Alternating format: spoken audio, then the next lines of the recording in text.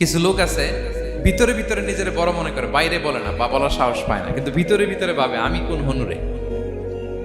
কি বলে আমি কোন? আমি তো বড়, আরে আমার চেয়ে বড় বেশি জানে নাকি কেউ, আমার চেয়ে কিছু পারে নাকি, আমি তো। কিন্তু এটা মুখ দিয়ে বলে না, ভিতরে ভিতরে আছে না নাই? এদেরকে আরবিতে বলে মুখতাল। কি বলে? মুখতাল। আরেকজন ফখুর, সে শুধু ভিতরে না, এটা প্রকাশ্যে বলে বেড়ায়। এটা আরো ডেঞ্জারাস। ফখুর, সে আরো খারাপ। সে প্রকাশ্যে তার অহংকার প্রদর্শন করে, বলে বেড়ায় যে আমি বড়, আমি বড়, আমি বড়। এই আমি বড় কথাটাই সবচেয়ে ভয়ঙ্কর। আমি বড় কথাটাই সবচেয়ে ভয়ঙ্কর।